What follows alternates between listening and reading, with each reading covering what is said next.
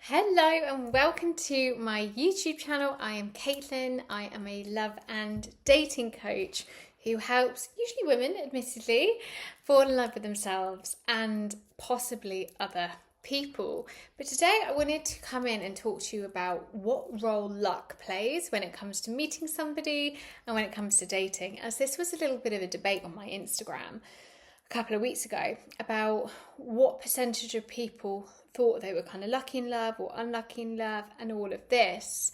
And I definitely used to believe that there were kind of two camps of people. There were like the me's of the world who were really unlucky, who, would end up in situations like only attracting people who were hot and cold or unavailable, or you'd end up in situationships, or nothing would ever get off the ground, or you'd probably say you wanted a relationship and then sabotage it, or you would feel like you were chasing it constantly, or it was sort of, you'd rarely meet anybody you'd like, and then when you finally did, you'd kind of turn into this like weird obsessive alien where you were kind of chasing them and they'd take over your brain.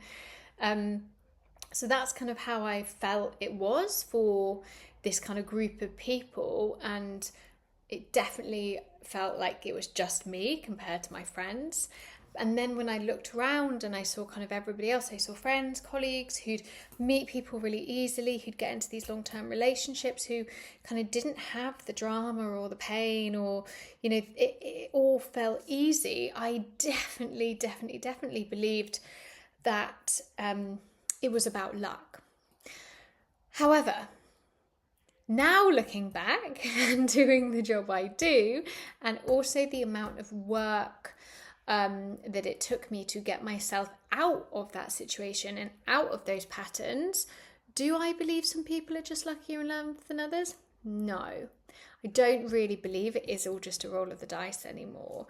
And don't get me wrong, I think luck or, magic plays a part definitely when it comes to timing, or it comes to kind of when and how you meet somebody and things like that. But I really do believe that there are things we can do to be giving luck a little kick in the right direction, and making sure we are setting ourselves up in the best way we can in order to attract or hold space for the circumstances that is going to attract the relationship you want.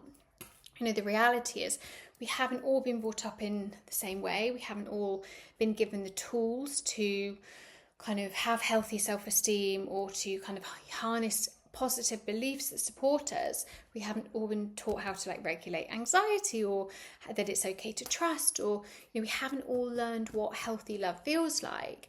And that can go back to past relationships, to childhood, to experiences, to attachment styles, to even just kind of the way your brain works. There's so much in it.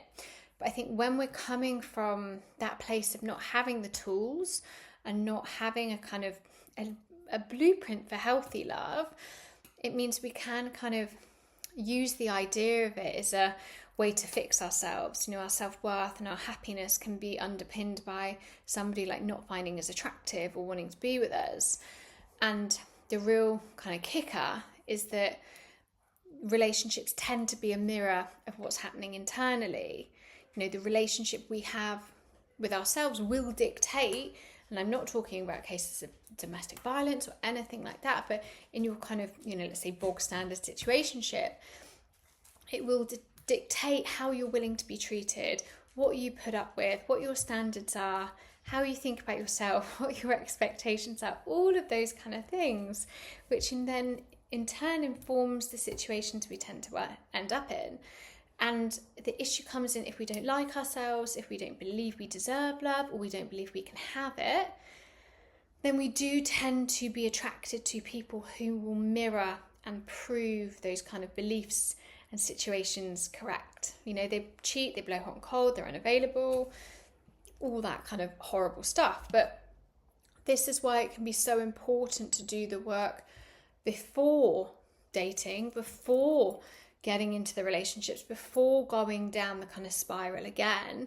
And if you have a pattern that doesn't serve you, if you have a pattern in love that feels destructive or feels anxious, or you meet the same type of people again and again, or you end up in those situationships again and again, this is really where we have to look.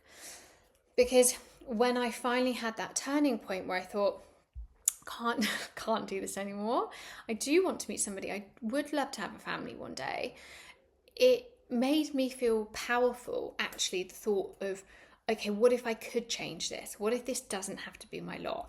What if I could tweak my own circumstances? And as soon as that kind of seed planted, and I thought, okay, things happen through us, not just to us, I started to really sort my own stuff out. And I learned things like how to work on my mindset. So I noticed opportunities that were there, rather than being hyper focused on the future or on a certain type of person. You know, I learned to kind of lean into the learning and the growth and the not positivity all the time, but just the hope that was there. I learned how to stop being kind of horrible to myself and had tools to put in place in order to work on that. I learned how like past patterns and history actually did affect the people that I was attracted to or drawn to, and why. But most importantly, I learned what I wanted, and I learned how to put the kind of standards and boundaries in place that meant that this wasn't just my bar anymore. Even if I was attracted to somebody like that, if they were showing up with the same patterns in the past, certain type of behavior, I would say no. You know, I learned how to communicate what I wanted more. And I did learn how to kind of step into that surrender and letting go of the control and the when and how and if it was going to happen, and really sit in that space. And by doing that, I didn't do it to meet somebody. I did it because I was quite miserable. I did it to make myself happier. So that's why it's why I'm a coach in the first place. But we can all work on feeling luckier in love, because a lot of the time the circumstances are of our own habits, our own language, our thoughts, who we are attracted to, why, who we pick, what we tolerate, all that sort of stuff. So where I just do urge you, if there is a pattern, you will all know what your patterns are. And also I've got a masterclass on this actually, which if you drop me an email or go onto my website, you can find it, but how to break boring or toxic dating patterns. You will figure out kind of how to do the work and where your kind of growth edge lies. But we can all tweak our circumstances. We can all work on this, and you do really, really, really deserve to feel lucky, to feel hopeful, to feel like it's going to work out. Okay? So thank you for my spontaneous monologue, but I thought it was such an interesting topic, and please do let me know in the comments what you think. As always, please rate, subscribe and review. I am taking on new clients until mid-September. I will then open up my doors again in possibly late summer 2025, as I've got some changes going on myself. So please do book a free discovery call. You will know where that link is, and I will see you soon.